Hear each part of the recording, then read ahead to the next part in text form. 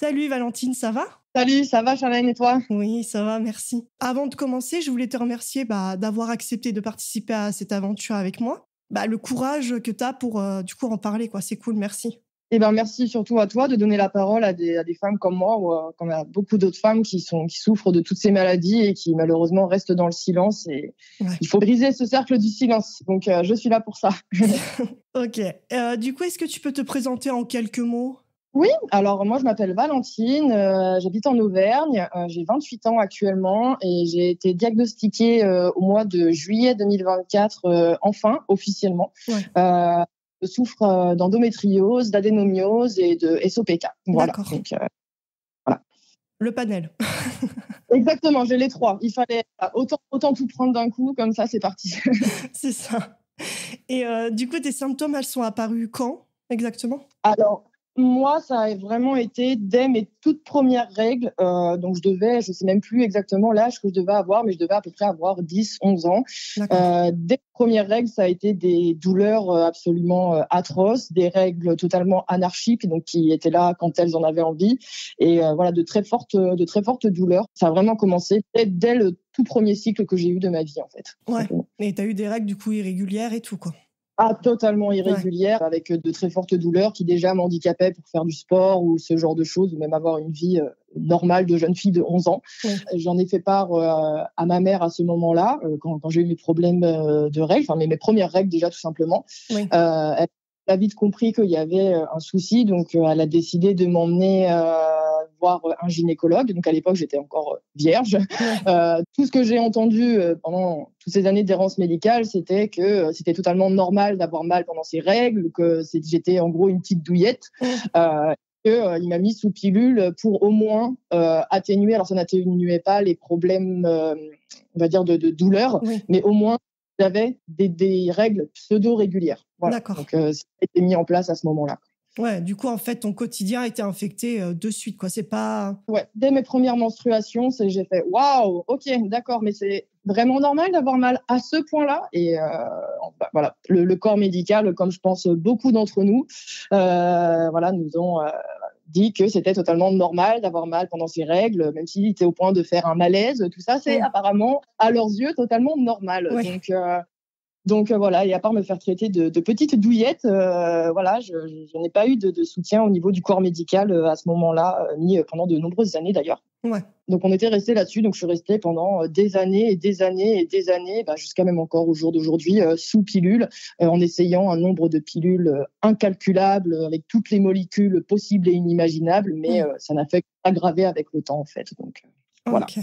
Donc, est-ce que tu peux en fait nous décrire un peu les étapes de ton diagnostic jusqu'à ce que tu saches enfin ton diagnostic, quoi?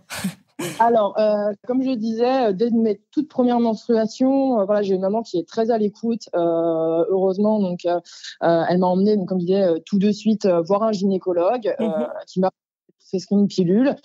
Pendant des années et des années et des années et des années, à part, voilà, j'ai vu un nombre de médecins, que ce soit gynécologues, sages-femmes, médecins généralistes, médecins de la douleur, plein de spécialistes qui, à chaque fois, me disaient que c'était totalement normal de subir tout ça. Ouais. Ça a été vraiment très, très compliqué. Je me suis mise dans plusieurs groupes de soutien. J'ai essayé d'appeler des associations pour qu'ils m'orientent vers les bons spécialistes. Je suis toujours tombée sur des personnes totalement, à mes yeux, inhumaines et qui n'en avaient absolument rien à secouer et qui me faisaient clairement comprendre que c'était moi le problème dans l'histoire. Ouais. Jusqu'à totalement par pur hasard, je tombe sur un rendez-vous disponible sur Doctolib avec une sage-femme qui n'était pas très loin de chez moi.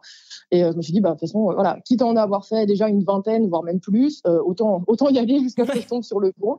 Et heureusement, je suis tombée sur une sage-femme en or qui a tout de suite compris, qui m'a tout de suite prise au sérieux du début, qui m'a expliqué que ce n'était pas normal de tomber dans le pommes quand on a nos règles, ce n'est pas normal d'être plié en deux, ce n'est pas normal d'avoir des contractions utérines avec des vertiges, avec tout ce qui va avec. Donc, elle m'a enfin pris, quelqu'un qui m'a pris au sérieux. Donc, au début, on a commencé déjà à changer de pilule, qui n'a strictement rien changé à l'état dans lequel j'étais. Mais elle m'a auscultée et elle m'a redirigée vers une de ses, de ses consoeurs, tout simplement, qui est le même cabinet qu'elle et qui, elle, était spécialisée dans les échographies intrapelviennes. D'accord. Donc, j'ai pu prendre rendez-vous avec cette autre sage-femme, du coup, qui m'a fait une échographie intrapelvienne. Donc, intrapelvienne, donc c'est à l'intérieur de la nénette, tout simplement. Et c'est là qu'on a découvert donc le SOPK, donc les syndromes des ovaires polykystiques.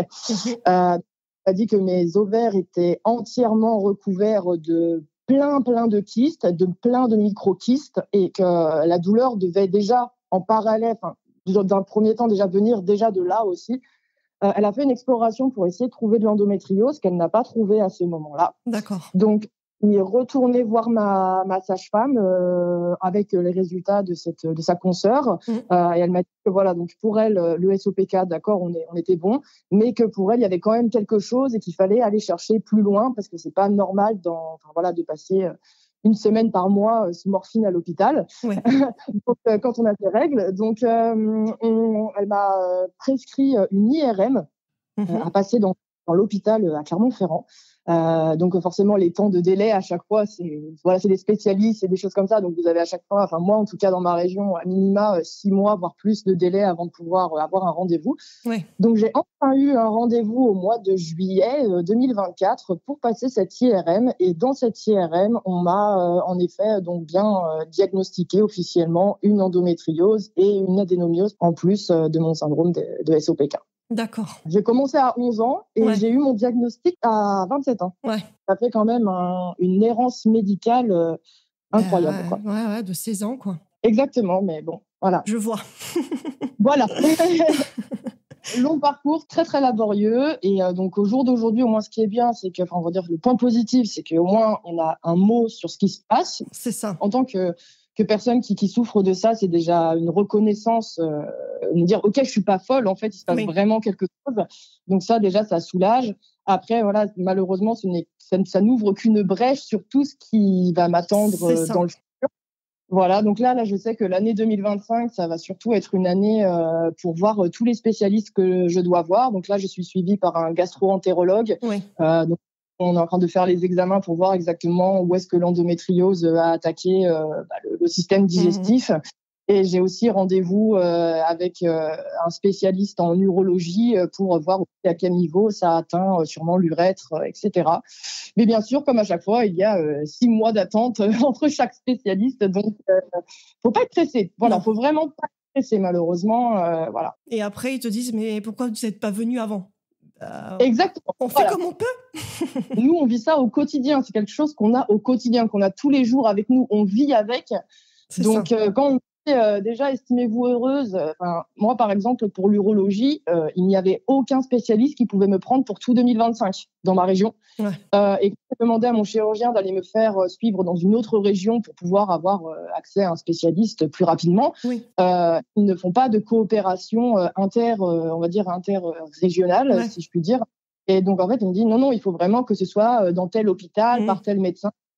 Et moi, il ne pouvait même pas me donner de place donc de tout 2025. Heureusement, j'ai une médecin traitante qui est topissime et qui a fait des mains et des pieds pour harceler, mais voilà, je veux dire vraiment appeler non-stop l'hôpital jusqu'à ce qu'il me trouve une place parce que les médecins ont plus d'impact que nous, patients, malheureusement. Oui et non, mais je veux dire, voilà, ils prennent plus au sérieux les médecins qui demandent plutôt que les patients. C'est ça. Donc, elle a à me trouver une place pour le mois de mars, mais voilà, sachant que j'ai fait la demande quand j'ai eu mon résultat au mois de juillet, donc on est quand même quasiment pas un an plus loin, mais presque, donc c'est quand même des délais absolument pour moi qui sont totalement clairs, mais voilà. Mais surtout que les médecins ils insistent, toi t'insistes de ton côté et t'as l'impression que rien n'avance, quoi. Ah, mais rien n'avance. C'est une impression d'être totalement laissé de côté. C'est ça. Par le corps médical ou partout en fait en général. C'est vraiment très compliqué de se faire entendre et que quelqu'un nous prenne au sérieux en fait déjà tout simplement. Et ça c'est vraiment le plus gros problème. Voilà. Ouais. Et du coup, quels sont les symptômes les plus difficiles pour toi à gérer ? Alors honnêtement, les symptômes sont vraiment très très multiples. Là, depuis quelques mois, j'ai pu voir un chirurgien spécialisé en endométriose. Donc, il a pu me donner déjà un traitement, une pilule, Oui, une sorte de pilule à prendre tous les jours, qui s'appelle le Sawis, qui est très oui. connu des femmes pour l'endométriose. Donc, le point, on va dire, positif, si on Mm. peut dire, c'est que je suis sous ménopause artificielle. Donc, je n'ai plus de cycle, je n'ai plus du tout d'hormones, je n'ai plus rien qui fonctionne, on va dire. J'ai le corps d'une femme de 55 ans, Ouais. alors que j'en ai 20 à peine, mais c'est pas bien. Donc forcément, alors au niveau des douleurs, ça m'a permis quand même de ne plus passer une semaine par mois à l'hôpital branchée à la morphine. Donc j'ai quand même de la morphine chez moi et des traitements qui m'aident à tenir le coup. Mais déjà, voilà, sur le point positif, ça, voilà. Ouais. Par contre, ça déclenche, quand même, c'est des hormones très puissantes, donc ça déclenche énormément de sautes d'humeur. Donc, en quelques minutes, je peux passer de quelqu'un qui va énormément pleurer à quelqu'un qui va être super enjoué, comme super énervé. Enfin, c'est le yo-yo constamment et qui entraîne aussi une dépression. C'est les deux Effet secondaire. clairement obligatoires, limite, quand on a ce genre de traitement, parce que c'est vraiment quelque chose où malheureusement, il y a très peu de femmes qui n'ont pas ces effets secondaires suite à ce traitement. Ouais. C'est totalement aussi logique quand on comprend ce qu'on prend et à l'âge qu'on a, forcément, notre corps ne peut que ne pas comprendre ce qui se passe. C'est ça.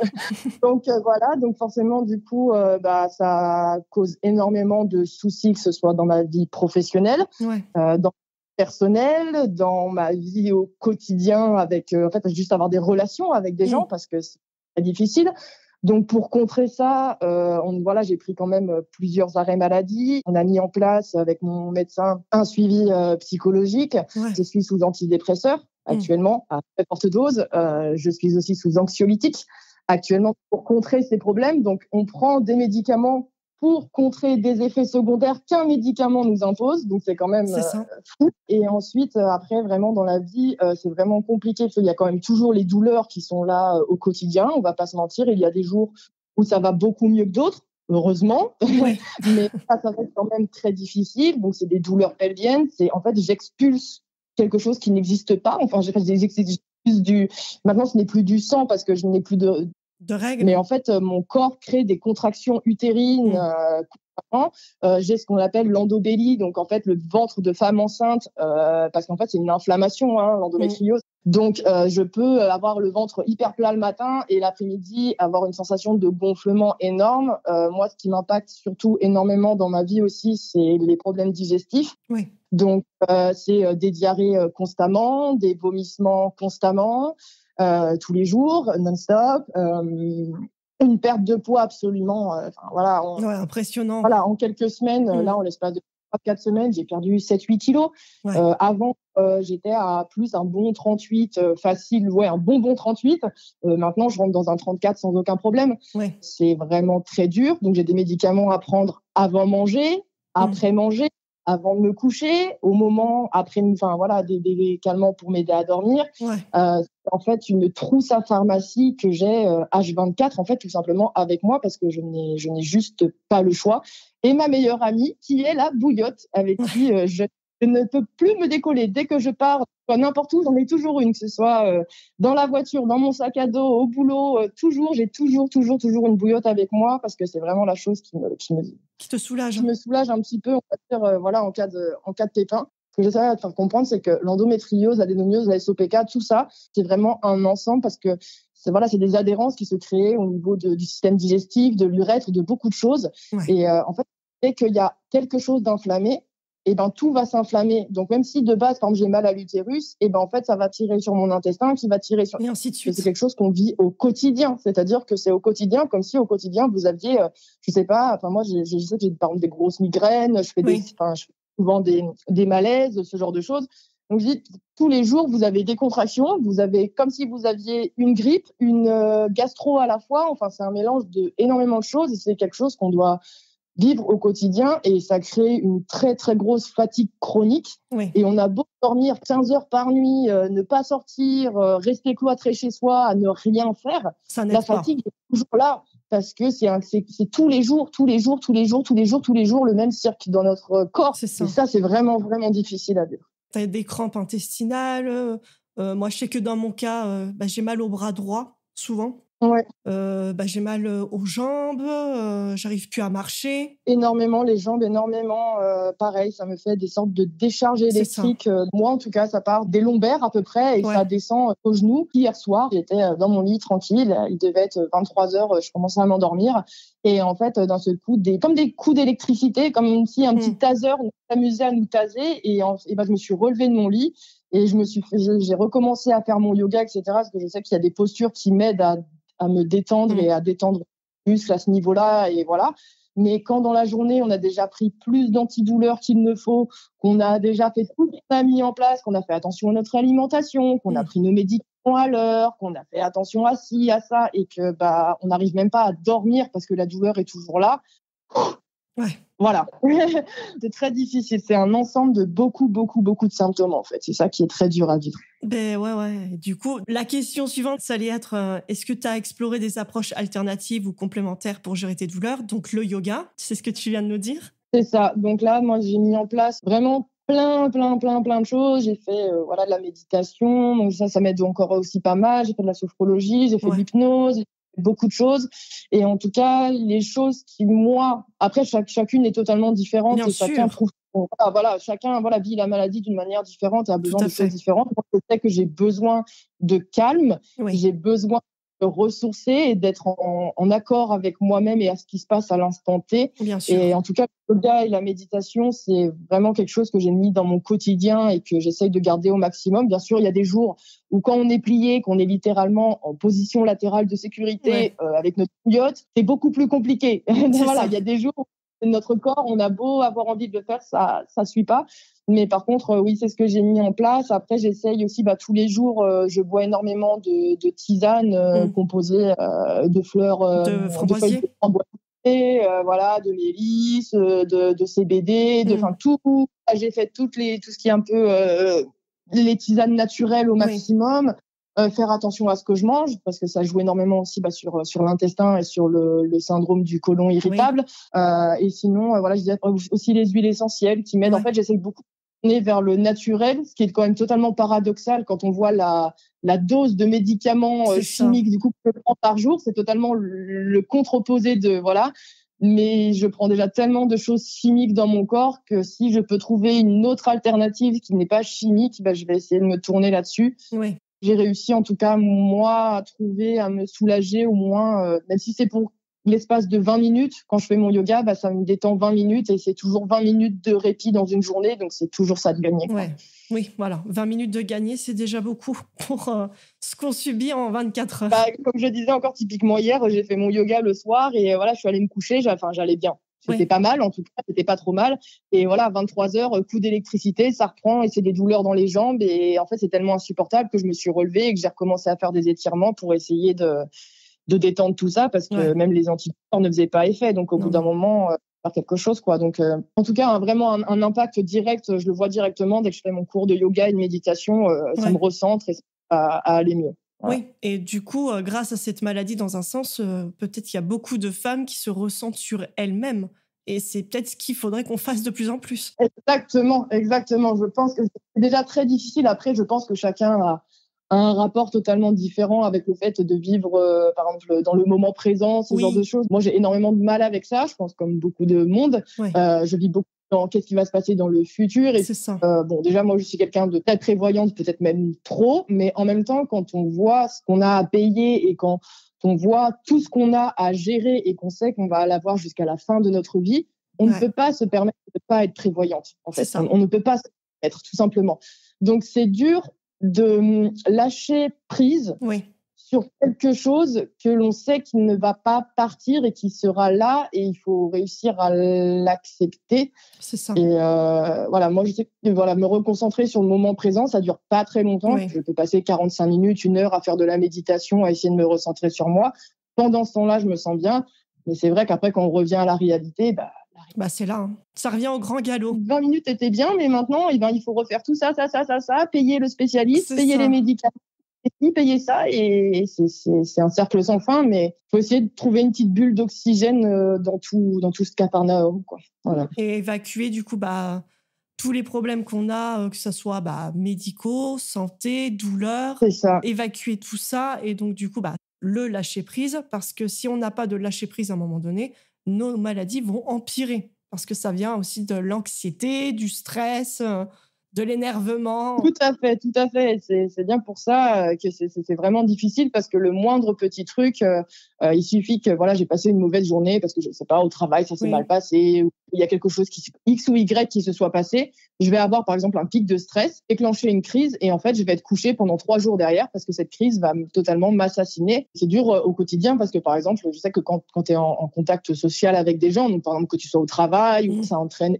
énormément de problèmes digestifs. Donc, excusez-moi pour les mots, mais bon, au bout d'un moment, on est tous faits de la même manière, on a tous un corps, voilà. Il y a énormément de gaz, donc on pète énormément. Il y a voilà, des diarrhées, des vomissements, enfin rien de très glamour. Voilà, il y en a qui sont constipés. Voilà, il y en a qui sont constipés, enfin quasiment tous des problèmes digestifs à ce niveau-là.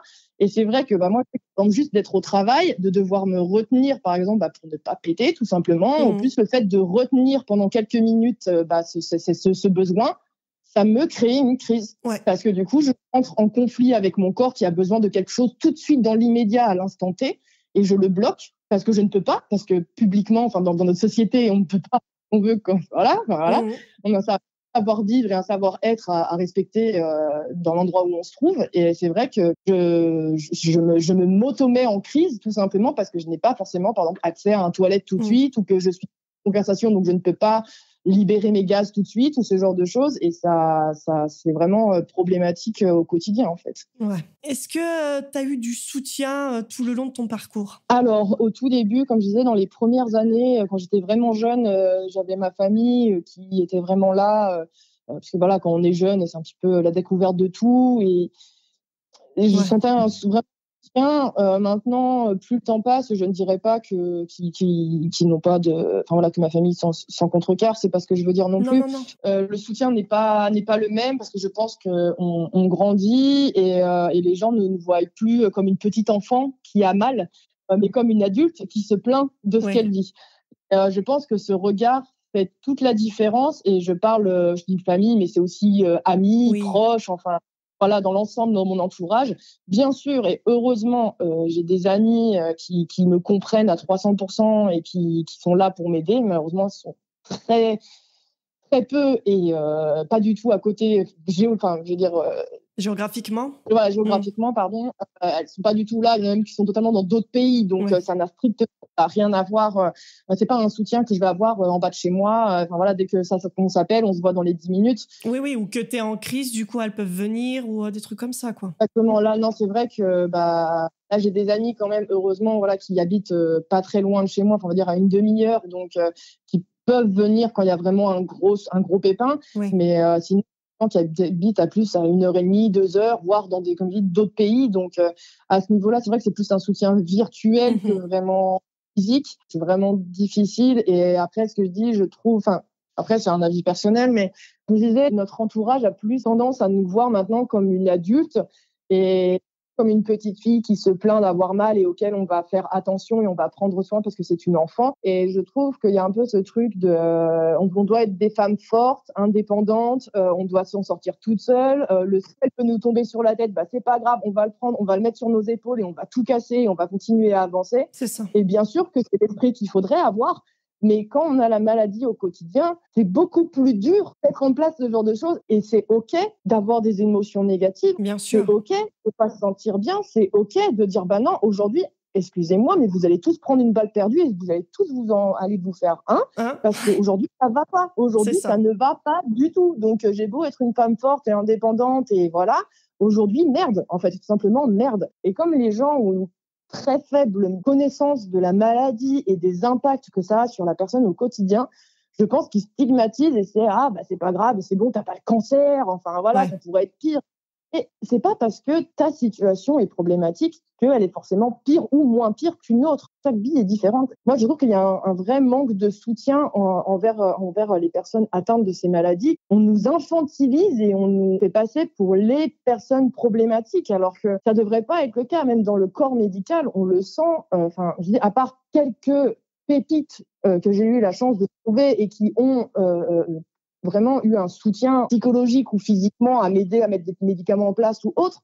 mais 99% de mon parcours médical, ça n'a été que de ah mais c'est bon, les femmes elles ont toujours eu leurs règles, c'est pas maintenant que vous allez mourir de ça, vous êtes une doudouille, vous êtes une chochotte, c'est bon, au bout d'un moment faut arrêter. Enfin c'est que des trucs en fait où on te rabaisse et on minimise puissance 1000 ce que tu ressens. Et même là je le vois par exemple avec l'assurance maladie, avec plein de trucs, avec plein de spécialistes qui annoncent des trucs totalement ah vous voulez avoir des enfants, vous êtes sûr hein, parce que ok d'accord, bon dans ce cas-là on ne vous enlève pas l'utérus, mais vous viendrez pas vous plaindre hein, parce que là vous partez sur un chemin hyper laborieux et vous allez en chier jusqu'à la fin de votre vie. Oui. Vous m'avez rassuré à fond là. Exactement. J'ai l'impression de me sentir coupable parce qu'ils sont là en mode vous voulez pas enlever votre utérus, alors venez pas vous plaindre si vous avez tous les examens et tout derrière. Mais c'est mon corps, c'est mon choix. Si j'ai envie d'avoir potentiellement un jour des enfants, je vais pas me retirer l'utérus. C'est ça. Ça infantilise, ça nous décrédibilise aussi. Bon, j'ai envie de reprendre la phrase d'une magnifique femme qui s'appelle Madame Pellico. Elle dit voilà, la honte doit changer de camp. Et ça marche pour tout. Et là, franchement, c'est nous qui passons pour les honteuses. C'est nous qui nous renseignons sur nous-mêmes. C'est nous qui nous prenons des réflexions misogynes aussi, sexistes. Des choses qui sont totalement what the fuck. On ne va même pas parler de la jante masculine. Je ne mets pas tout le monde dans le même panier, encore une fois. Hein. Bien sûr, je parle d'une généralité. Je ne parle pas de tout le monde. On soit clair là-dessus.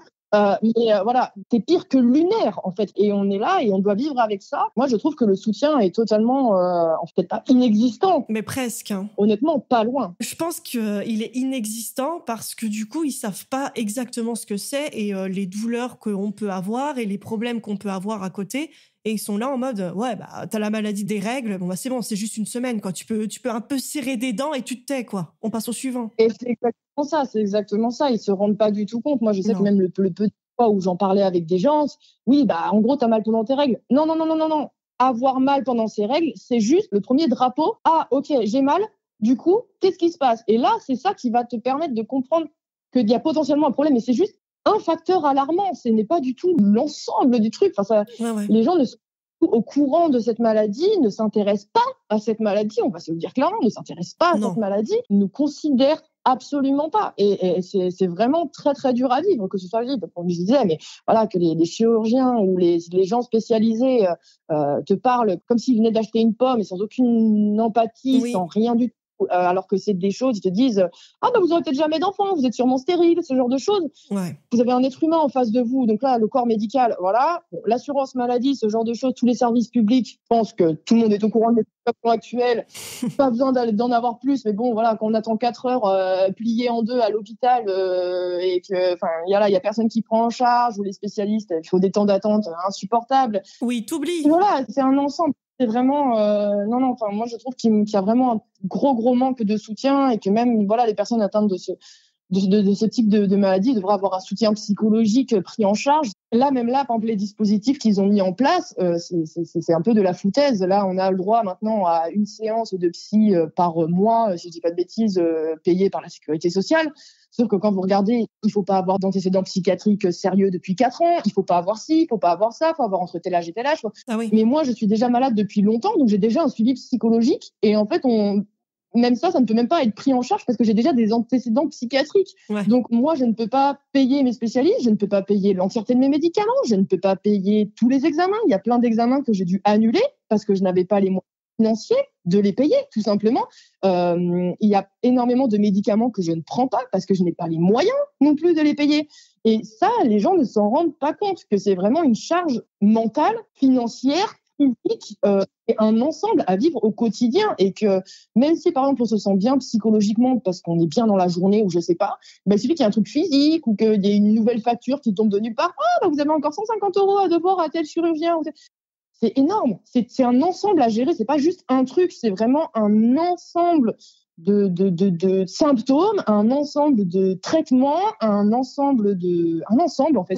Voilà. Et ça, les gens ont du mal à le comprendre, et non, je trouve qu'il n'y a pas de soutien. En tout cas, le soutien à mes yeux est totalement inexistant, dérisoire, inexistant par rapport à ce qu'on va avoir le droit, en fait, tout simplement. Et je vois bien là des professionnels de santé. Moi, on m'a déjà dit du genre oui, non, mais par contre là, il faut vous calmer. Faut arrêter de stresser pour rien. Bon, vous passez voir ma secrétaire, et là, il te sort un prix. T'es là, Vous m'avez pas dit de me calmer, vous pouvez pas me le faire gratuit, là, pour l'instant? C'est ça. Donc, en fait, j'ai l'impression de retomber dans les alors c'est un peu abusé, hein, j'en suis totalement consciente, mais de retomber un peu à l'époque du Moyen-Âge où dès qu'une femme avait un problème, on la traitait directement d'hystérique. Et C'est moi, ça. clairement, on m'a traitée d'hystérique, mais un nombre de fois incalculable, que ce soit dans ma vie personnelle ou professionnelle. Waouh, les gars, mais est-ce que 2 secondes, vous percutez ce qui se passe ou ça se passe comment? C'est un truc de fou. Enfin, c'est là aussi qu'on voit la différence de traitement entre les hommes, entre les femmes dans notre société, la volonté qu'on en met. Voilà, on a vu notre super gouvernement qui avait soi-disant fait l'endométriose, une cause nationale. Quand on voit que ça a été, encore une fois, que des paroles de politiques qui étaient juste là pour avoir de l'élection, enfin, attirer le maximum de voix électorales. Ouais. En fait, il n'y a même pas 14 millions qui ont été reversés pour l'endométriose, qui en fait en gros paye clairement en gros le prix des éprouvettes, hein, donc en gros rien du tout. Ouais. C'est fou quand on voit qu'il y a les congés menstruels qui sont demandés, qui sont votés au Sénat, qui en fait sont refusés pour soi-disant ne pas discriminer les femmes au moment de l'embauche, alors que nos voisins en Espagne ou même dans plein d'autres pays ont mis le congé menstruel en place, parce que voilà, pour les femmes qui ont des règles douloureuses, c'est très compliqué. Oui. Non, il y a aucun soutien, même de l'État, de tout. Quand on voit que de manière générale, en moyenne, une femme qui a l'endométriose, donc sans compter tout ce qu'il y a en plus autour, minimum 36 jours, normalement, de consultation par an. Donc juste pour voir son gynécologue, avoir un suivi, parce que forcément, on est obligé d'avoir des suivis très réguliers. Oui. Donc c'est minimum 6 jours. Quand on voit que déjà, à l'année, on a le droit à 30 jours de congé par an. C'est pas bon. Moi, là, par exemple, clairement, 2024, tous mes jours de congé ont uniquement été pour me rendre aux rendez-vous médicaux et aux suivis médicaux obligatoires, parce que bien sûr, quand vous allez spécialiste, c'est pas vous qui décidez l'horaire ni le jour, non. hein, c'est en vous, voilà, et c'est comme ça et c'est pas autrement. Donc vous posez des jours, vous posez même du sans solde, mais en fait, bilan des courses, au moment où vous voulez vraiment prendre des congés, donc des vacances, des vraies vacances, vous n'avez plus de congés. Ouais. Et même l'ensemble des congés qu'on a, donc les 30 jours normalement par année, si je dis pas de bêtises, ce n'est même pas suffisant pour juste faire le suivi de la maladie. Donc, du coup, on est obligé de demander une demande RQTH, donc une demande de reconnaissance de travailleurs handicapés, pour avoir potentiellement 6 jours de congé en plus. Donc, on arriverait enfin à ces 36 jours de suivi. Mais c'est-à-dire que même avec ça, tu as le droit de te faire suivre pour ta maladie, mais par contre, tu n'auras aucune vacance. Ouais. Tu n'auras rien. Donc, en fait, tu n'as pas de vie. Non. Tu n'as pas de vie. Et ça bousille tout. Et non, aucune aide de nulle part. En fait, je dirais à part certaines personnes de notre entourage qui, heureusement, comprennent et voilà. Mais sinon, non. Et puis, voilà, je sais que je ne suis pas la seule et qu'on est plusieurs dans ce cas-là. On est obligé de mentir à nos proches. Oui. On ment, on a honte. On se prend aussi des réflexions parfois qui ne sont pas forcément. Mais des fois, ils sont pas justifiés. Qui ne sont pas justifiées. Et du coup, parfois, je dis oui, non, je vais super bien. Il se passe ça au travail. Alors qu'en fait, ça fait des semaines et des semaines que je suis en arrêt chez moi. Et je suis obligée de mentir à mes proches, à ma famille, à beaucoup de monde. Parce que les gens ne comprennent pas et les gens te rabaissent et te disent c'est bon, c'est pas si grave que ça, c'est bon, t'as pas le cancer, tu vas pas mourir, tu devrais faire ci, tu devrais faire ça. Et minimiser ce qui se passe, je dis pas qu'il faut en faire des tonnes et des tonnes et des tonnes, mais c'est juste être OK avec ses émotions c'est ça. Et avoir du soutien. Je vois aucun soutien, que je dis, que ce soit le corps médical, le gouvernement, mes activités professionnelles, enfin tout. Enfin, en fait, tout le monde te fait comprendre que c'est toi le problème, en fait. C'est fou, mais ça te rentre dans la tête. Et du coup, tu es persuadé que c'est toi le problème. C'est ça. Et c'est vraiment compliqué. Et quand tout le monde te fait comprendre que c'est toi le problème, c'est dur. Mais alors, en plus, il n'y a aucun soutien autour. On en avait parlé un petit peu tous les deux, mais j'ai essayé de créer des groupes de soutien, j'ai appelé des associations, Endo-France, Endo-RAM, pour essayer d'avoir des groupes de parole, essayer d'avoir une communauté, des gens qui sont là et qui t'écoutent.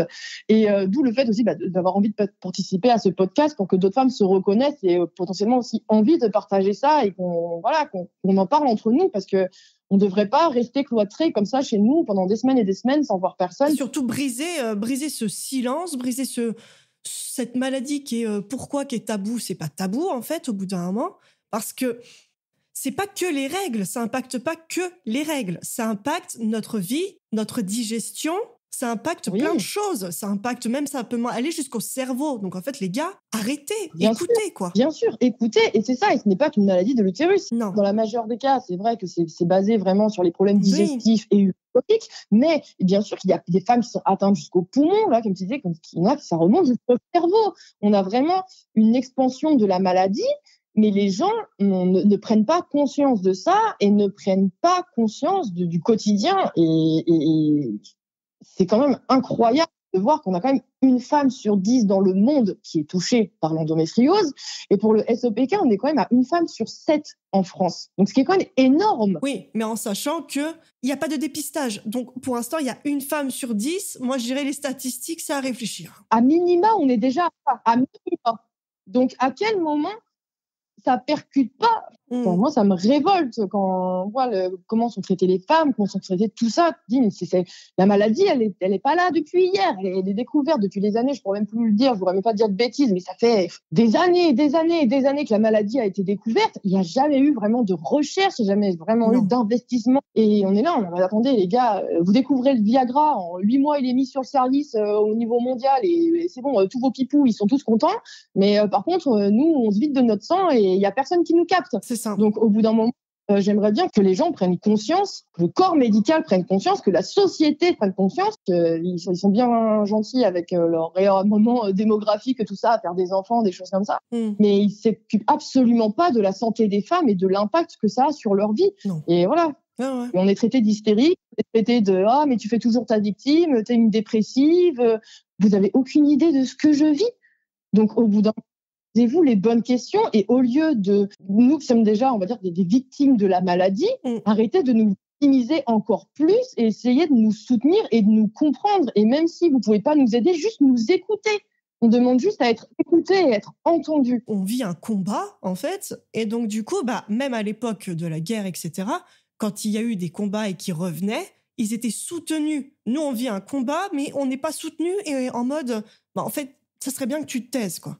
Parce que là, tu nous gênes. Exactement. Dans le côté professionnel, on est des hystériques. Quand on est avec notre famille, on est des dépressives. Et de toute façon, c'est nous parce qu'on voit que la vie en noir. Oui. Voilà, on est forcément des dépressives, machin, gna gna. On se sort pas les doigts. T'as un baobab dans la main. Exactement. Qu'il y a des gens qui ont des choses beaucoup plus graves que nous et qu'ils s'en sont très bien sortis. Voilà. Alors moi, je suis célibataire, je suis toute seule. Quand tu rencontres un homme, généralement, dans les 5 premières minutes où t'en parles, tu vois tout de suite. 90% du temps, le mec, il va se barrer. Voilà, je me suis pris des réflexions. De toute façon, jamais aucun homme ne voudra de toi. Tu n'es même pas une femme. Voilà. Sympa. Comment tu peux avoir des gaz devant un homme? Je te regarderai plus jamais comme ça. T'es là, t'es en mode waouh, ok. Donc... je pense qu'on va dire spoiler alerte. Hein. Nous pétons et nous rotons. Hein. Nous ne faisons pas des paillettes, nous ne sommes pas des licornes. Alors, on aurait bien aimé, mais non, malheureusement, non, en effet, nous pétons bien. Nous avons des... Voilà, moi, je sais que je ne suis pas du tout constipée. Comme je dis, c'est totalement l'inverse et c'est vraiment tous les jours.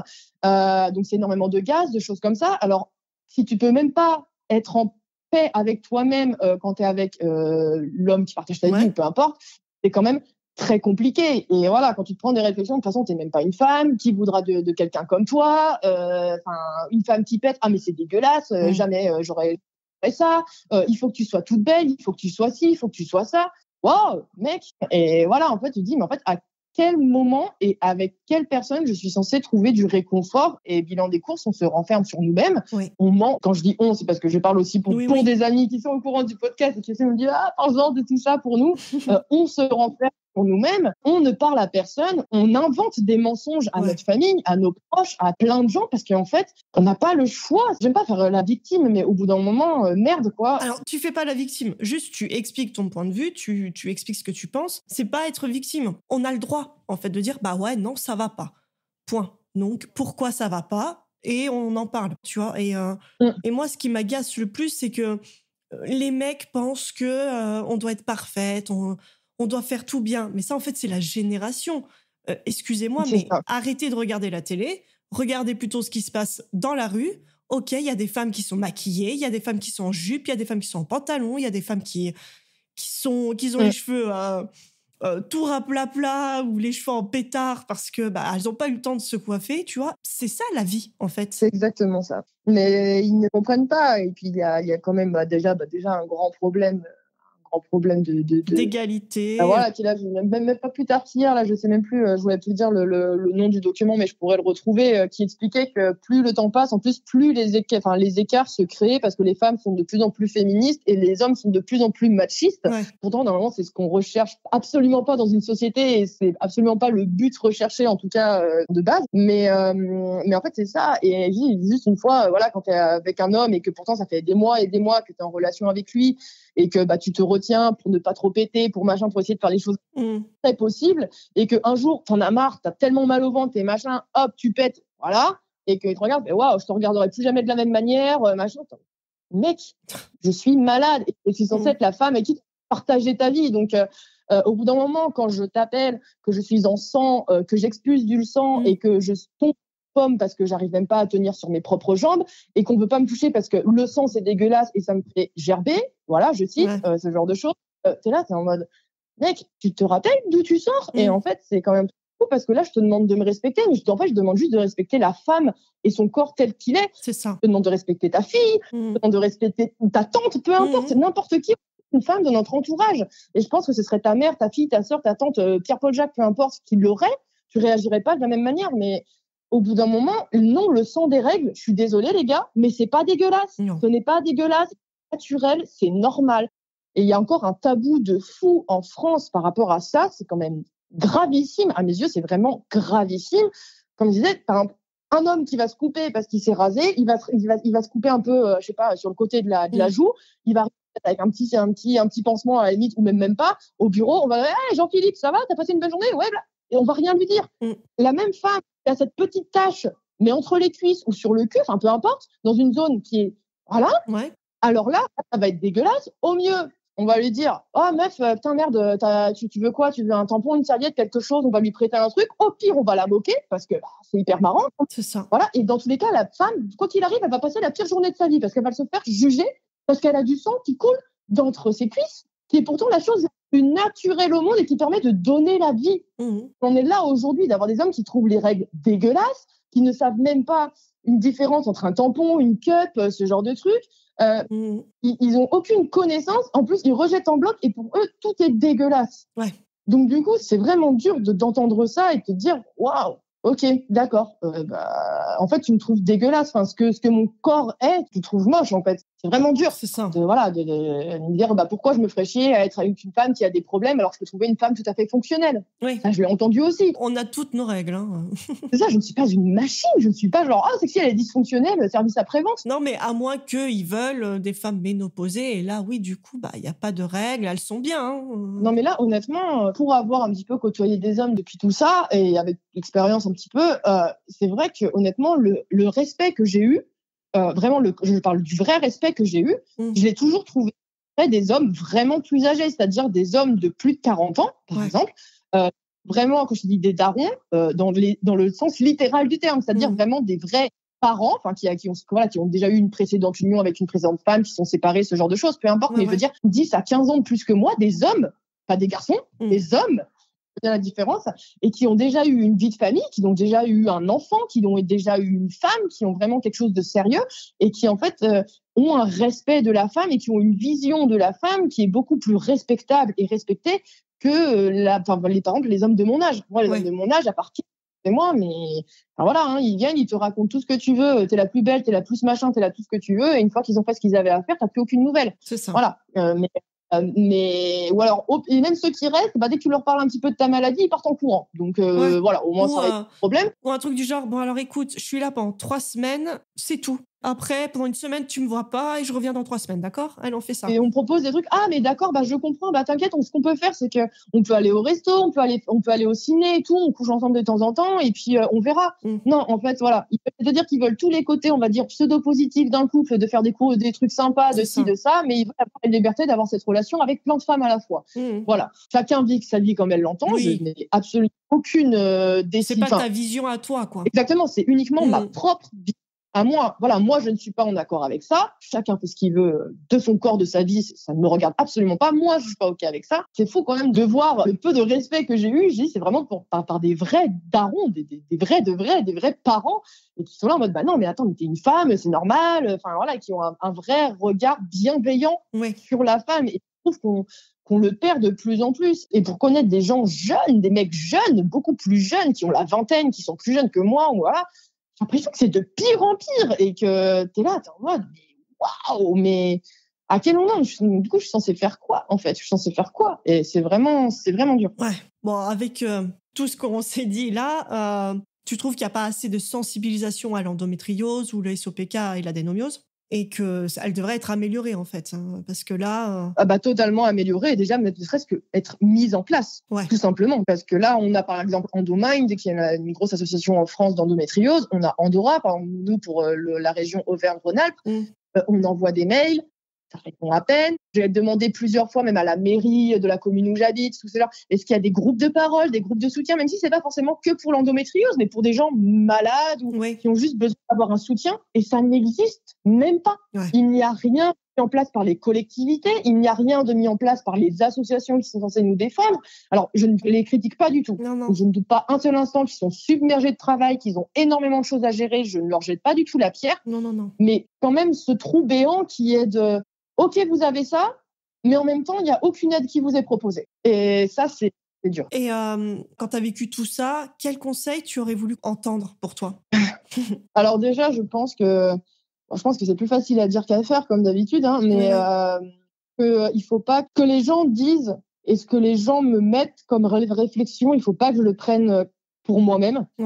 Et qu'il faut que je me crée une sorte de carapace autour de ça, en fait, de prendre les choses avec plus de légèreté. C'est très difficile parce que comme on dit, c'est notre entourage, c'est notre famille, c'est notre travail, c'est nos professionnels de santé. Donc c'est des gens quand même où on attend en fait un retour d'eux. Et en fait, c'est ça qui est, voilà, si je peux me donner un conseil de moi à moi ou aux gens qui m'entourent, peut-être être moins, c'est horrible à dire, hein, mais être moins dans l'attente.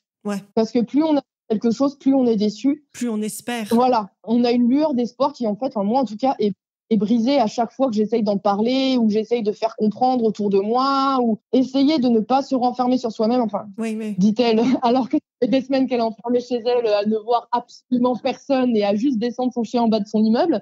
Mais c'est très difficile. Honnêtement, voilà, je dis ne pas tout prendre à cœur, on va dire. Essayer de mettre des distances avec certaines personnes qui sont nocives pour vous, tout simplement. Leurs émotions qui sont nocives pour vous à ce moment-là, c'est OK de dire non, moi je ne suis pas OK avec ça et je ne te parlerai pas ou je ne suis pas OK, donc pendant X temps, je ne vais pas te répondre ou je vais me mettre dans ma bulle.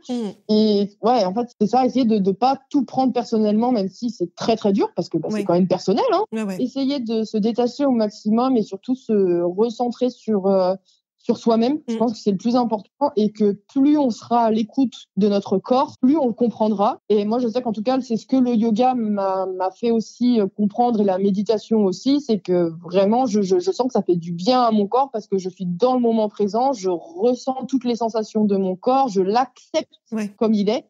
Et c'est ça qu'il faudrait, je pense, dire aux gens il faut réussir en fait à trouver tout simplement sa bulle d'oxygène. Qu'ils prennent du recul et qu'ils se ressentent sur soi-même. Et Voilà, chacun trouvera sa bulle d'une manière ou d'une autre. C'est ça. Mais l'important, c'est de la trouver et une fois qu'elle est mise en place, mais c'est vrai que il faut avoir beaucoup, malheureusement, moi je l'ai pas, mais il faut avoir beaucoup d'assurance en soi et ça fait beaucoup douter de soi-même en fait. Ce qui impacte beaucoup et ce que j'en parlais avec mes copines qui sont aussi atteintes de ces maladies, c'est que ça touche énormément l'estime de soi. Et c'est le plus dur d'avoir l'estime de soi. Et ça, c'est mon but premier depuis que je sais tout ça, toutes ces maladies et que ça me bousille la vie littéralement, d'essayer déjà de juste avoir confiance en moi, avoir de l'estime pour moi-même. Et ça, déjà, à mes yeux, c'est la chose la plus difficile pour moi, en tout cas, aujourd'hui. Parce que c'est un travail sur toi-même et c'est là le plus compliqué. Hein. C'est ça, c'est ce que je disais. C'est que j'arrive, quand je suis en arrêt ou quand j'ai ce genre de... j'arrive à mettre en place des choses qui me mindset le cerveau pour me créer, comme je dis, une sorte de ballon baudruche autour de moi qui me permet d'avoir une bulle. Mais en fait, cette bulle, elle est très fragile parce que, Oui. comme on disait, physiologiquement et psychologiquement, c'est dur au quotidien. C'est pas un truc qui va pop-up. Voilà, ça pop-up de nulle part et voilà. Et en plus, si déjà on a ce pauvre petit ballon baudruche qui nous entoure, mais que dès qu'on sort, on se prend des coups de poignard à chaque fois parce que ce soit au travail, dans ta vie perso, par les médecins, peu importe. Et en fait, ce ballon baudruche, il explose. Et moi, il explose et je tombe à moins 240 000. Et après, pour remonter l'échelle, pour réussir à refaire ce ballon baudruche, c'est très difficile parce qu'on sait qu'en fait, il va continuellement être percé. Ouais. Et je sais que c'est très métaphorique ce que je veux dire, mais du coup, c'est dur parce qu'à chaque fois, j'ai l'impression de revenir en mode tu vas tout niquer, tu pèses dans le game, tout ça. Enfin, genre, t'es une warrior. Et en fait, je vais avoir une crise et je vais être en pleurs chez moi, en train d'être allongée sur le carrelage, la tête dans les toilettes à moitié, le corps par terre, sur le ventre. Et en fait, je me dis, mais qu'est-ce que je fais? Non, en fait, non, j'ai pas confiance en moi, je suis pas bien, je suis merde, je suis allongée sur le sol, je suis toute seule, il y a personne, je suis en train de me vider de mon sang, mais c'est ok. Et ça, c'est dur. C'est dur de constamment garder cette estime de soi, parce que l'avoir, on peut, mais c'est la garder de manière continuelle et me dire, ok, c'est pas moi le problème. Si les gens me jugent, si les gens me parlent mal, je shame sur eux, en fait. Enfin, honte à eux et pas honte à moi. C'est pas moi qui devrais être honte d'être malade. C'est eux qui devraient avoir honte de me traiter comme ça parce que je suis malade. Mais bon, ça, c'est encore tout un problème de société à remettre en question. Ça. Là, ça sera la dernière question, du coup. Qu'est-ce que je pourrais te souhaiter pour l'avenir concernant ta santé? Déjà, c'est gentil. Il faut souhaiter quelque chose de positif. Je te souhaite la même chose. Merci. Déjà, je pense que moi, on va dire mon goal ultime, ce serait, on va pas se cacher, ce serait que c'est le moins d'impact possible sur ma fertilité. Oui. Parce que voilà, j'ai déjà de ma propre volonté, procédé à un avortement, une IVG. C'est vrai que c'est très dur maintenant que je suis au courant de cette maladie et que j'ai vraiment le vrai diagnostic et qu'on me parle de fausses couches, d'infertilité, de tout ça, de me dire que potentiellement j'ai mis fin à l'enfant que j'aurais potentiellement pu porter. Donc là, psychologiquement, c'est très dur. En plus, quand on te pose des bonnes questions, mais ça va, t'es jeune, t'as encore toute la vie devant toi. Ouais, mais non. Non, ne pose pas ce. Enfin, tais-toi, juste tais-toi. Voilà. Non, et puis même déjà avoir vécu une IVG, etc., c'est quand même très, très compliqué psychologiquement. Ouais. Et ok, c'est pas parce que, exemple, t'as 20 ans, t'as 26 ans, t'as 32, jusqu'à les 42 ans. Vivre ça, c'est compliqué à n'importe quel âge. Donc, c'est ça. T'as le temps? Non, en fait. Là, pour l'instant, je vis aujourd'hui, j'ai pas le temps, je viens de perdre quelque chose. Donc, arrête. C'est exactement ça. Certes, il faut voir un petit peu au-delà, mais c'est très difficile de se projeter. C'est très difficile quand c'est au quotidien avec toi. Mais non, je dirais, déjà sur la fertilité, on va être honnête, moi, c'est le gros point noir qui me fait le plus peur dans cette maladie parce que je me dis, waouh, si j'arrive pas à avoir d'enfant, qu'est-ce que je vais faire? Est-ce qu'il faut que j'adopte? Est-ce qu'il faut que je congèle les ovocytes? Est-ce qu'il faut que je fasse une PMA? Est-ce que je vais trouver un homme, mais est-ce qu'un homme va vouloir de moi? Mais sinon, il faut que je fasse un bébé toute seule. Mais Valentine, t'arrives déjà même pas à gérer toute seule financièrement, être toute seule. Comment tu es censée faire un bébé toute seule? Enfin, en fait, il y a plein de questions qui se posent dans ma tête. Oui. Et c'est ça qui rend fou, en fait. C'est des questions auxquelles on n'a pas de réponse. Et qui sera omnibulant dans vos vies, quoi. Parce que du coup, à un moment donné, si tu rencontres quelqu'un, vous décidez d'avoir des enfants, ce qui va te rester dans ta tête, c'est je vais peut-être pas réussir, je vais peut-être pas réussir, je vais peut-être pas réussir, je vais peut-être pas réussir. Et donc, du coup, au final, qu'est-ce qui se passe? T'arrives pas. Bon, il y en a d'autres, c'est plus compliqué. Mais aussi, c'est le mental qui joue beaucoup, qui joue énormément sur ça. Plus tu vas être omnibulé par ça, moins ça va marcher. C'est ça. C'est mon point de vue. Et c'est ça. Et après, c'est pour ça que c'est super de faire des podcasts, même d'en parler avec d'autres femmes. Parce que je sais que tu as des enfants. Et encore félicitations, c'est trop bien pour toi. Et moi, je sais que j'ai une amie qui a 40 ans, qui a une très faible endométriose, mais qui a surtout une adénomiose très forte. Elle a fait 5 ou 6 fausses couches, donc je disais des jumeaux qu'elle a perdus à 7 mois. Purée. Donc quand on est à traverser le monde pour faire des PMA, des machins qu'on voit, là, elle m'a dit que le coût de tout ça, elle avait coûté à peu près 45 000 € depuis qu'elle était malade. Donc on est là, c'est un combat sans fin en fait. Ce qui se pourrait me souhaiter, on va dire, c'est comme je disais, donc la fertilité. Et j'aimerais avoir mon propre enfant et porter mon enfant en fait. Tout simplement, bien sûr, si malheureusement la vie ne m'en donne pas la chance, je me redirigerai sûrement vers d'autres possibilités. Plus je me penche là-dessus, plus ça me stresse. Donc j'essaye de pour l'instant un peu opaquer tout ça. Je sais que voilà, ce sera forcément des questions que je devrais me poser, mais après c'est surtout aussi essayer de retrouver un confort de vie en fait, tout simplement.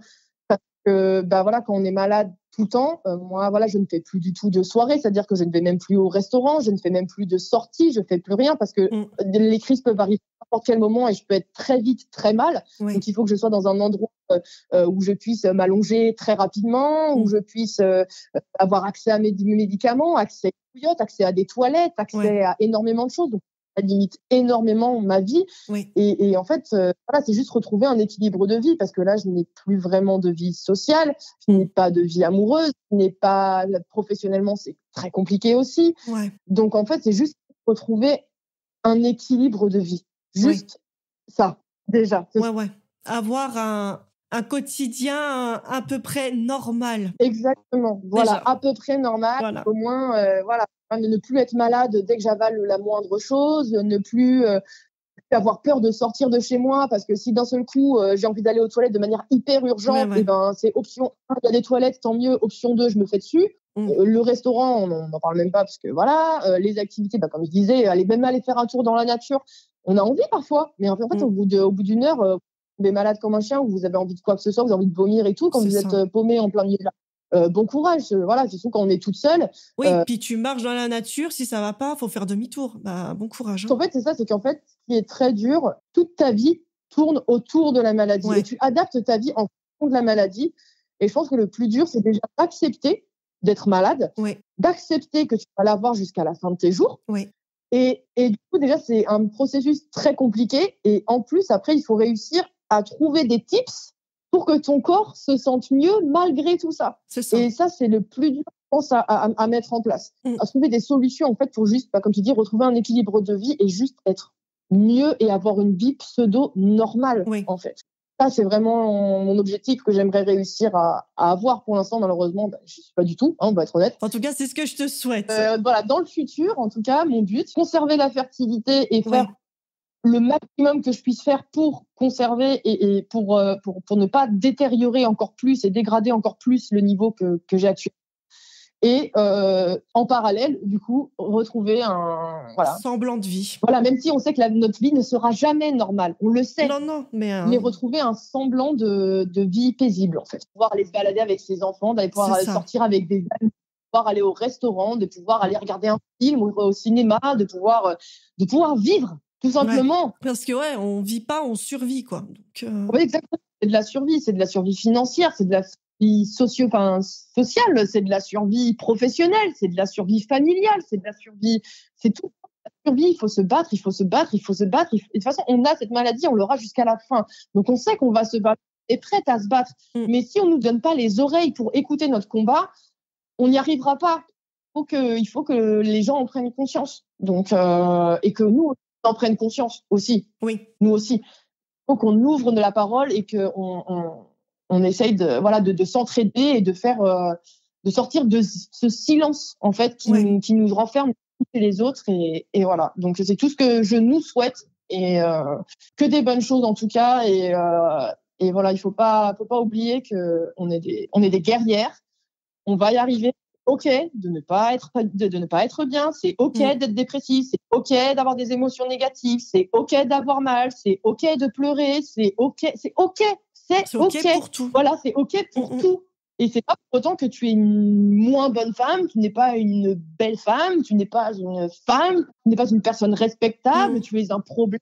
Et waouh, c'est ça qui est, voilà, il faut réussir à pousser tout ça et rester dans ce mindset-là, même si c'est très difficile. Et peut-être que je te dis ça, et de là, quand on aura raccroché, peut-être que dans 2 heures, je serai en PLS, en train de pleurer toutes les larmes de mon corps dans mon lit. Ça ne devrait absolument pas, et me dire que je suis une sous-merde et que je ne devrais même pas exister.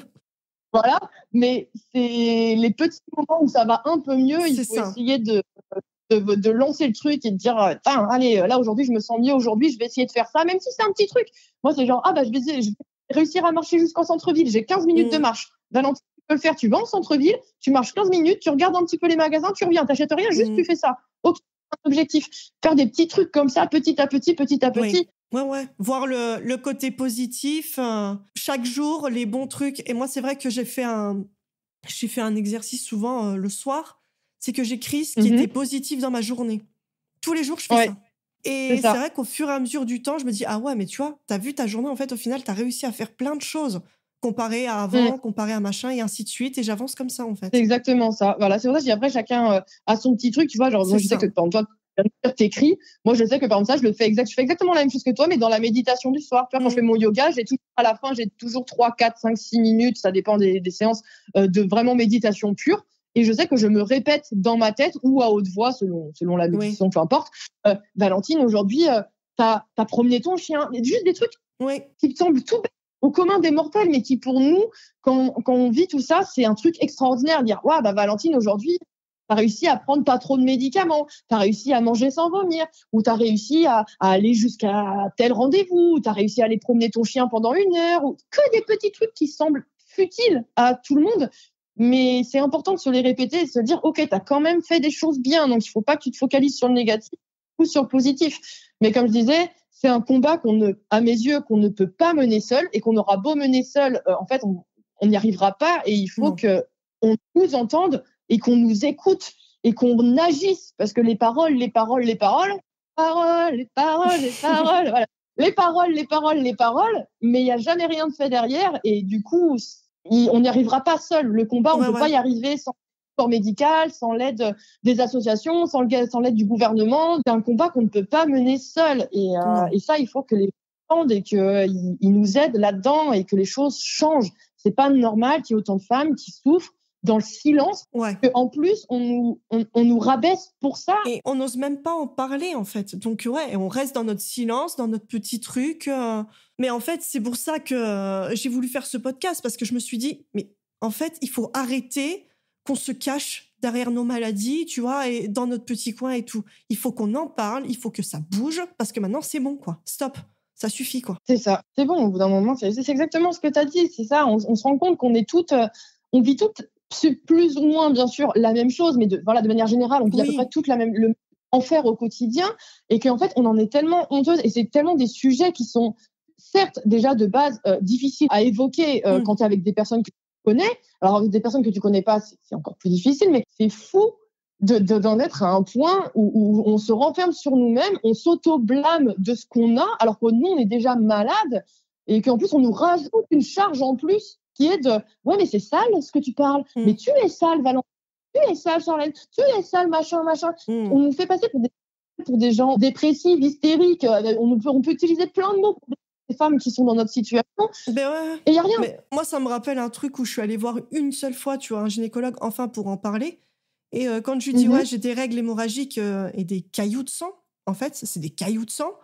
Il m'a regardé, il m'a dit, parce que vous montez une carrière. Waouh. Je l'ai regardé, j'ai dit, non, mais c'est pas drôle. Il me dit, non, mais vous êtes au courant quand même que vous êtes en train de me parler que vous avez des cailloux de sang, quoi, qui coulent. Je dis, bah, vous Ouais. êtes gynéco, non? Ouais. Je sais pas. Non, mais c'est ça. C'était votre métier, non? Je suis inquiète, expliquez-moi, tu vois. Et il était mort de rire, Ah quoi. ouais, non, mais ça, voilà. Et il me dit, ah, les femmes, tu vois. Voilà, le respect du corps médical, voilà, encore une fois, qui est totalement inexistant. Et là, je dis, voilà, quand j'ai enfin vu mon chirurgien spécialisé pour l'endométriose et qui m'a dit, bon, bah, attendez, on va faire toute la liste de vos symptômes. Là, il faudrait que je retrouve, enfin, j'ai mon classeur là, mais sans mentir, la liste de mes symptômes fait une page recto-verso. Donc, en fait, je coche absolument tous les effets que peut causer l'endométriose et l'adénomiose et le SOPK de près comme de loin, je les ai tous. Il me dit, ah ben moi, vous avez tout coché, vous avez 3 maladies, vous avez tous les symptômes. Je dis, même avec ça, où on donne, que ce soit à notre famille, à nos amis, au corps médical, des preuves comme quoi on a plein de choses, what the fuck, qui se passent H24 dans notre cerveau autant que dans notre corps, que dans tout notre ensemble biologique. Et même avec ça, on n'est pas pris au sérieux et on est rabaissé. Et c'est vraiment insupportable. En fait, c'est insupportable. Je suis désolée disais le mot, mais c'est insupportable. Et après, on s'étonne que les gens, voilà, restent chez eux, que les femmes mentent, qu'elles disent oui, oui, je vais très bien, alors que 3 mois qu'elles sont en arrêt, enfermées chez elles et qu'elles n'ont plus personne. Je sais que, même là, je parle pour mes amis qui sont aussi dans le même cas que moi, je sais qu'on se met comme ça parce qu'en fait, c'est pour se protéger aussi des émotions que les autres nous infligent, en fait. Ouais. Et c'est trop dur. Déjà, quand on n'arrive pas à gérer nos propres émotions, on n'arrive pas à gérer ce qui se passe dans notre propre corps, quand en plus les personnes extérieurs nous infligent, du coup, dans leurs paroles ou par leurs actes, des émotions négatives ou des pensées négatives ou des choses négatives, ben, en fait, on n'y arrive pas, on peut pas, c'est ça. Et on préfère se renfermer sur nous-mêmes et être face à nous-mêmes et galérer, mais avoir des moments de répit parce qu'on, comme on dit, on vit le moment présent. on se recentre sur nous-mêmes, mais on n'a pas la capacité physique et psychologique d'encaisser tout ce qu'il y a autour et qu'on nous rejette tous les jours en pleine tête, en fait. Et c'est ça qui est vraiment difficile. Mais ouais, c'est une méconnaissance et une non-considération globale, en fait, de la société envers cette maladie, envers les femmes en général. Et voilà, au bout d'un moment, moi, je trouve ça catastrophique. Voilà, c'est mon avis. Oui, je suis d'accord avec toi. Il faut qu'on continue à rester positive, et je pense qu'il faut essayer de mettre des choses en place, comme là, tu es en train d'essayer de mettre en place, comme moi, voilà, je participe et on essaye toutes, un peu comme on peut, d'essayer de faire des choses. Oui, à notre échelle, on essaye de bouger ça. On essaye, mais c'est vrai que c'est très, très dur. C'est très, très dur. Après, on a toutes des relations totalement différentes dans nos vies, mais c'est vrai que, comme moi, par exemple, je suis toute seule, vraiment toute seule, il y a des moments où quand t'es vraiment en crise, et que tu peux plus du tout bouger et tout ça, mais que, faut quand même que t'arrives à te lever pour aller sortir ton chien ou ne serait-ce que prendre un verre d'eau ou ce genre de choses, t'es toute seule avec toi-même. Donc, en fait, même si ta vie, t'es obligée parce qu'il y a personne qui le fera pour toi et c'est difficile. Et même là, tu vois, alors j'ai déménagé récemment. Je sais que mon appartement, je l'ai choisi pour beaucoup de choses. Comme je disais, parce qu'il y avait une baignoire obligatoire pour me plonger dans l'eau chaude. Tous les jours, j'ai besoin de me plonger dans un bain bouillant, et c'est pas de la luxure, des bourgeoises. C'est pas du tout ça. C'est que mon corps le réclame et le demande, parce que c'est vraiment ça, c'est la seule chose qui m'apaise. D'avoir un jardin en bas de chez moi, parce que quand je suis en crise, ne serait-ce que descendre déjà 3 étages, c'est déjà très compliqué. Donc, déjà, avoir un petit jardin en bas de chez soi pour sortir son chien, ça fait toute la différence. J'ai un bus qui est en bas de chez moi, qui m'emmène à l'hôpital. Mais en fait, c'est ça ce que je dis. Toute ta vie est en fonction de ta maladie. Et tu adaptes tout en fonction de ta maladie pour te dire, OK, s'il m'arrive ça, si j'ai ça, ou quand je vais avoir ça, parce que tu sais que ça va arriver, comment je vais... Du coup, qu'est-ce que je peux mettre en place maintenant pour après. Et comme dit, quand t'es seul, par exemple, j'ai un crédit à payer, comme beaucoup de monde, j'ai beaucoup de charges à payer, comme tout le monde, des choses à payer tous les mois. On est obligé d'être prévoyante et de s'auto-infliger une discipline de faire, parce que là, clairement, par exemple, je touche 600 balles par mois, 700 balles, une broutille, et même pas le prix du crédit initial. En fait, si t'as pas déjà en amont prévu de mettre de l'argent de côté, faire ci, faire ça, ne pas partir en vacances parce qu'au cas où tu as un problème, et en fait, c'est ça, parce qu'à chaque fois, tu vas avoir des spécialistes qui ne sont pas remboursés par la sécurité sociale, les médicaments ne sont pas remboursés par la sécurité sociale, même avec une mutuelle, je précise. En fait, tu sais que tu vas sortir de l'argent, et même là, typiquement, tu es en arrêt pendant un mois, tu touches 50% de ton salaire, et il faut avoir les 50% restants pour réussir à finir le mois. Donc, en fait, si tu n'es pas prévoyante et si tu ne mets pas une rigueur obligatoire dans ce que tu fais, malheureusement, c'est quand tu es seul, par exemple, c'est très, très compliqué. Tu peux pas te reposer sur le salaire de quelqu'un d'autre, tu peux pas te reposer sur l'épaule de quelqu'un d'autre. Faut que tu le fasses toute seule. Et c'est pour ça, je pense que je ne suis sûrement pas la seule femme de 28 ans atteinte de ces maladies et qui se renferme sur elle-même et qui vit tout ça. Et je pense que on est plein, mais juste il faut qu'on en parle et qu'on se donne des tips et qu'on s'aide entre nous et qu'on libère la parole autour de ça, parce que on n'est pas seul. Donc au bout d'un moment, qu'on s'entraide, quoi. Je suis totalement d'accord avec toi. Prise de conscience générale, c'est vraiment très important. Voilà. En tout cas, j'espère que grâce à ton discours et ton témoignage, on a réussi à donner de la force et du courage et surtout du soutien aux personnes qui souffrent, quoi, en silence. J'espère aussi. Et puis n'hésitez pas à parler, n'hésitez pas à essayer de trouver des personnes de confiance pour en parler autour de vous, et voilà, c'est en parlant et en se faisant entendre qu'on arrivera à essayer peut-être potentiellement de faire bouger les choses d'une manière ou d'une autre, mais ça peut pas rester comme ça. Et en tout cas, les femmes qui nous écoutent, sachez que on est ensemble, et il n'y a pas de honte à avoir de la situation dans laquelle vous êtes, et voilà. Le problème, c'est pas nous, voilà, c'est pas de notre faute, on est malade, on l'a pas choisi, ça nous est tombé dessus, c'est comme ça. Et voilà, il faut juste que tout le monde en prenne conscience, que ce soit notre entourage ou la société en général, et qu'on se fasse entendre. J'ai pu aider certaines personnes à se reconnaître dans mon discours et à peut-être donner des petits tips ou des petites choses qui pourraient dire Voilà, et ben c'est déjà un grand pas pour moi. Et si je peux aider à faire quoi que ce soit d'autre, je le ferai. Et voilà, les filles, vous savez, voilà, on est ensemble et on va y arriver, on peut le faire. Bah, merci encore à toi. Merci encore, merci à toi, salut. Salut.